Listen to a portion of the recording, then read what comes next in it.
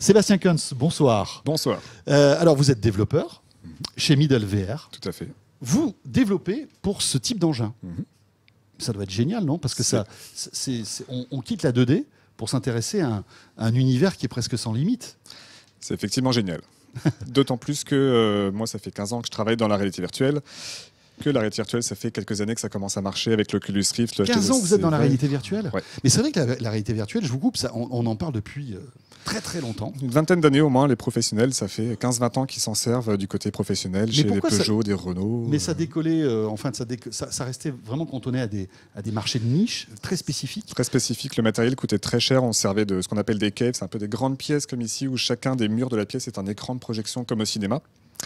Et dans lesquels il y avait des projecteurs, il fallait un ordinateur par projecteur, ça prenait de la place, donc il y a des caves qui coûtent quelques millions d'euros. Donc il fallait une puissance aussi. Une puissance d'ordinateur, il fallait de la place, il faut, par exemple, il y a Jaguar Land Rover qui a acheté il n'y a pas longtemps un cave qui coûtait 4 millions d'euros.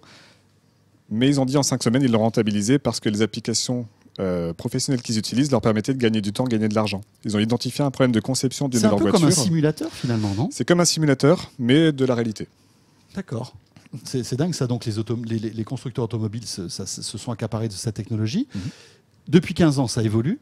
Et aujourd'hui, on arrive à faire donc des expériences, on va dire, similaires à des caves avec ce type d'engin, avec l'HoloLens, ou pas encore?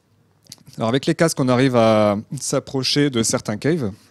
Donc, ce qui est intéressant par contre, c'est que comme les casques coûtent beaucoup moins cher, les applications qui tournaient dans des caves maintenant vont pouvoir être déployées beaucoup plus massivement. Donc on va pouvoir aider beaucoup plus de gens chez les industriels. Nous, c'est vraiment là-dessus qu'on est concentré, c'est comment utiliser la réalité virtuelle pour améliorer le réel. Donc là, des applications d'engineering, comment je vais tester mes produits avant qu'ils existent. Par exemple, une voiture, on va pouvoir se mettre au volant. Les ingénieurs vont pouvoir vérifier est-ce qu'ils vont pouvoir assembler la voiture, est-ce qu'ils vont pouvoir faire la maintenance de la voiture, est-ce qu'ils vont pouvoir la démonter. On peut tout simuler en virtuel. Donc Dassault Aviation, par exemple, ils ont été les premiers à faire un avion complètement en virtuel. C'est que le Falcon 5X, ils ont tout simulé en virtuel, les assemblages, la maintenance. C'est le premier avion qu'ils ont construit en vrai. C'était un produit et ils l'ont vendu.